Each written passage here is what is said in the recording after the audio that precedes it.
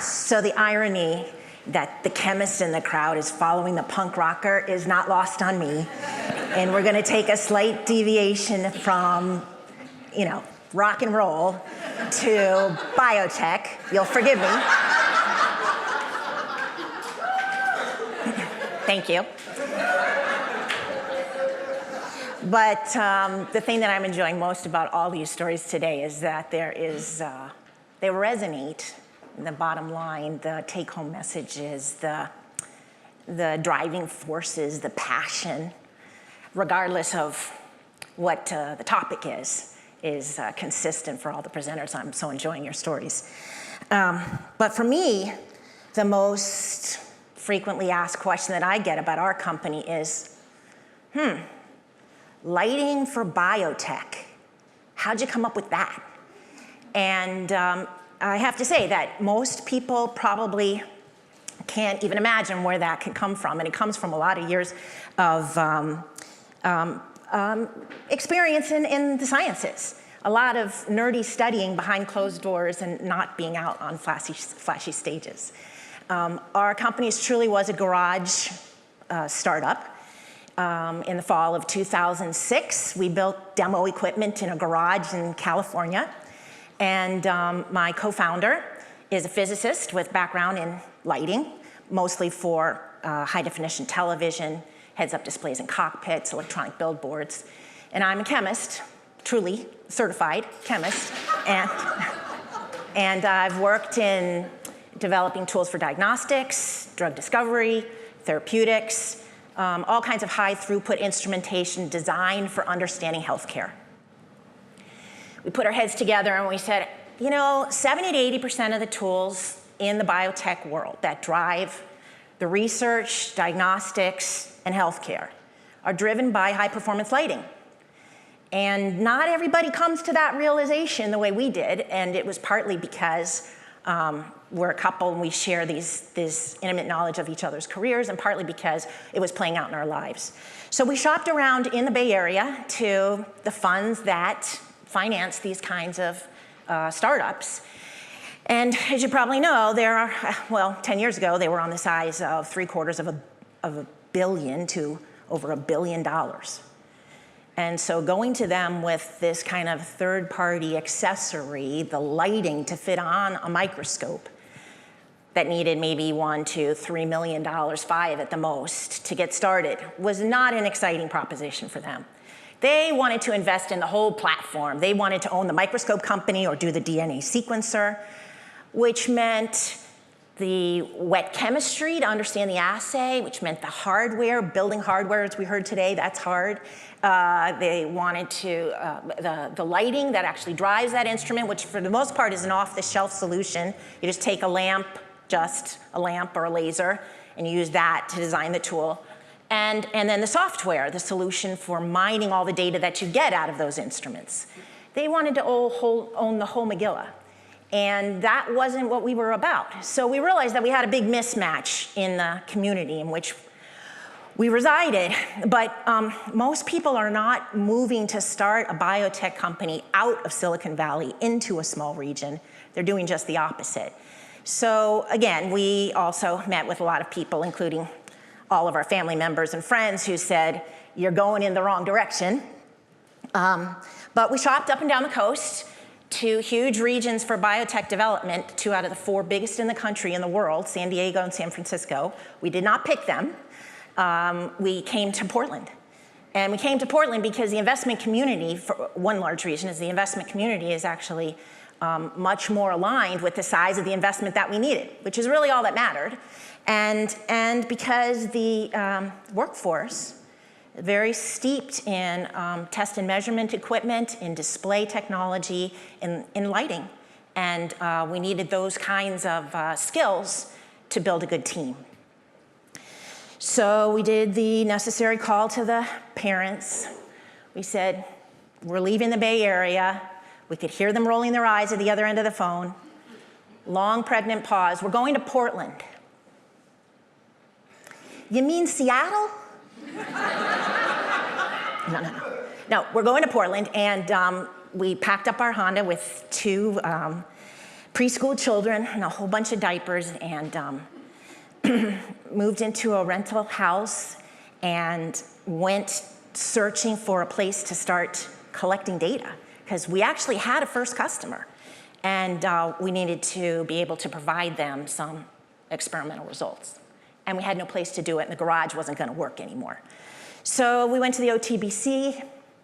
Steve Morris truly saved our lives. In 24 hours, we had equipment up and running. We were collecting data.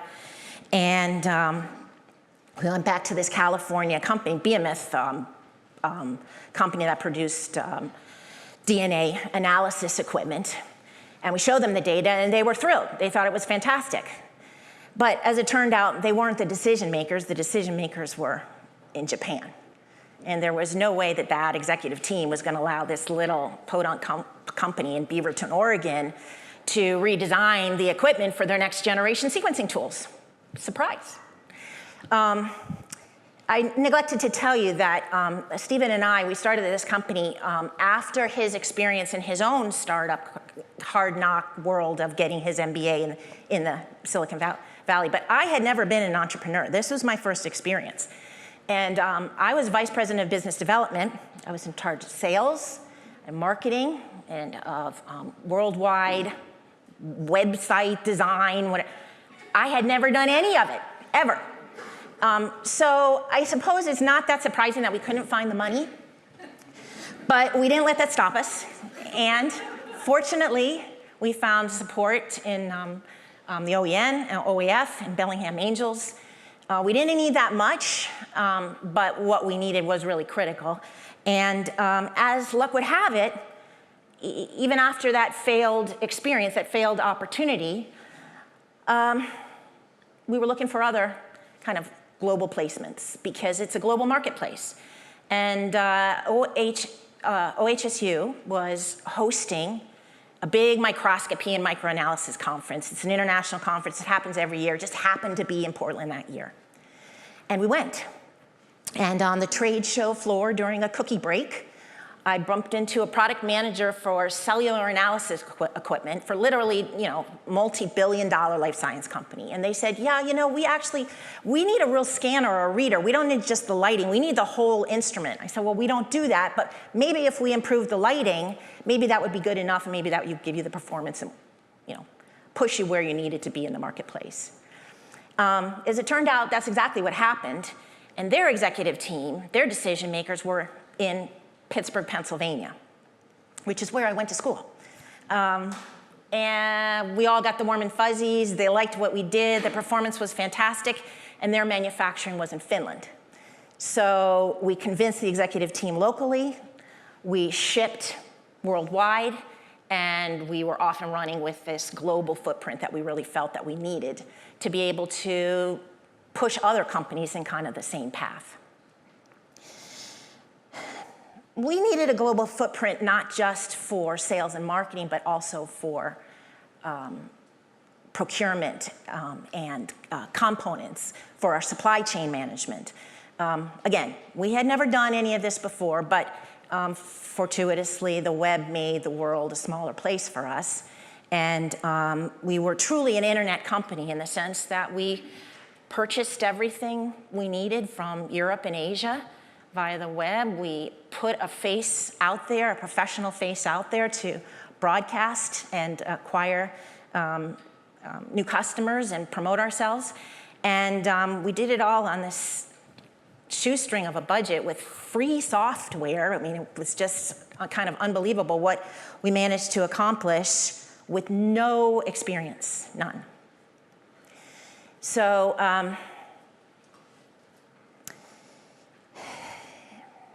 the lesson to be learned, I guess, is easy to hear the no-sayers, but hard to feel strong, feel confident about what you do know, what you can fix, and how well you can push that forward.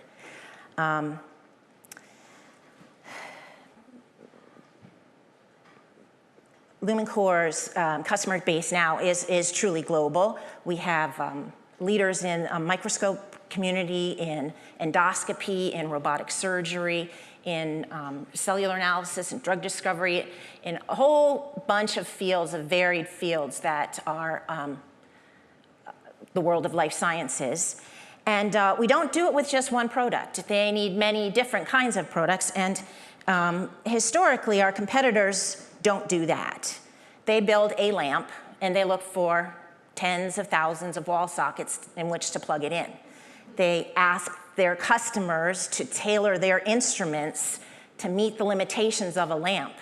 And we decided we wanted to turn that paradigm completely upside down.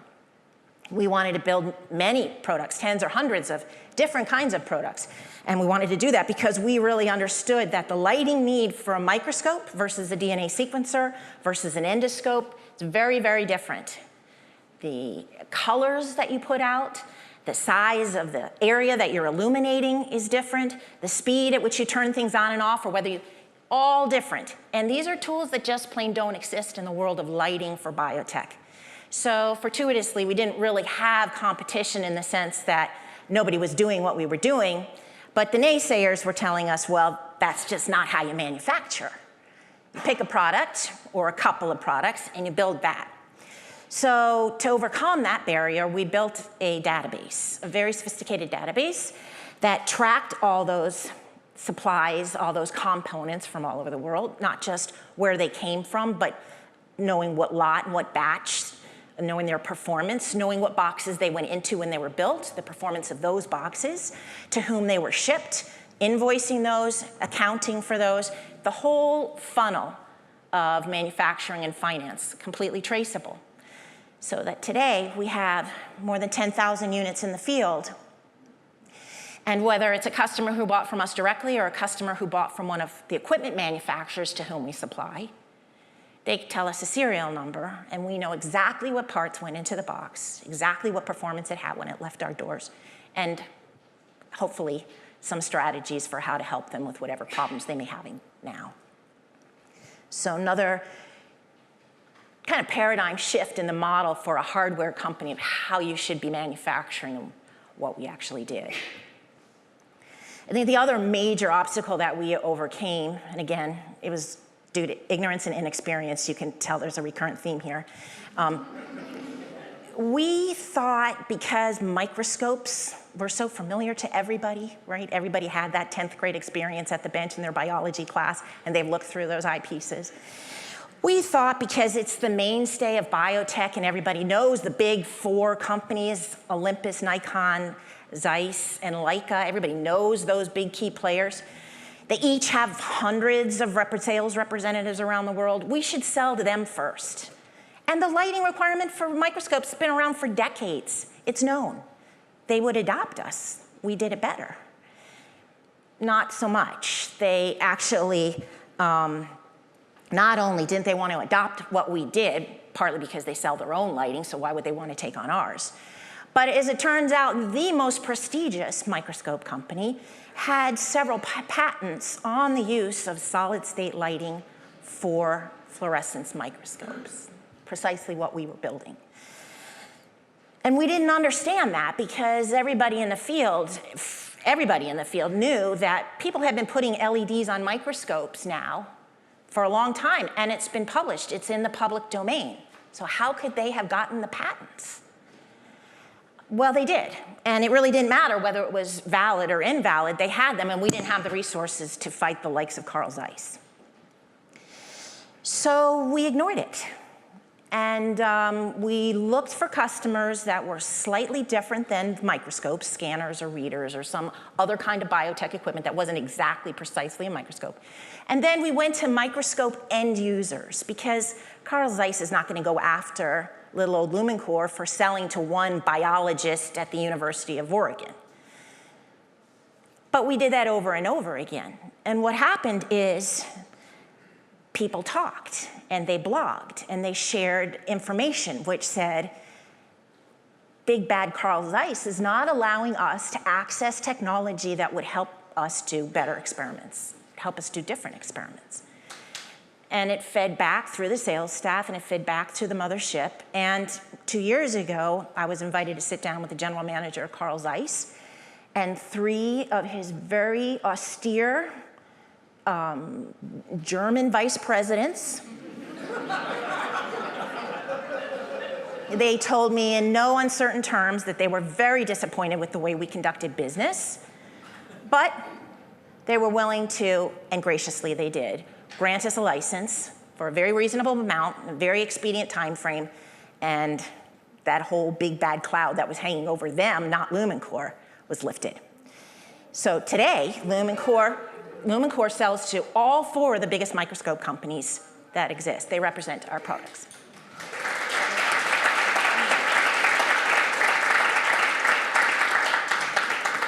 And so to wrap up, I mean, we faced a really difficult path the whole time. Fortunately, we were so inexperienced, we didn't know it. But we were mismatched for the investment community in which we resided. We had to find a new space, physically pick up and move. We faced intellectual property barriers that were real impediments to gaining traction in the marketplace. We had a very broad product portfolio offering that was very hard to manage in a worldwide network of suppliers and customers, and no experience doing so. And my husband, who's my partner, probably the most tenacious person you'll ever meet, almost to the point of being a fault. But I can say in all honesty that we build products that I'm proud of, that I have passion for, that I know are advancing science. And every day, my work lifts me up, and feel very, very lucky and privileged to be doing it. So thank you.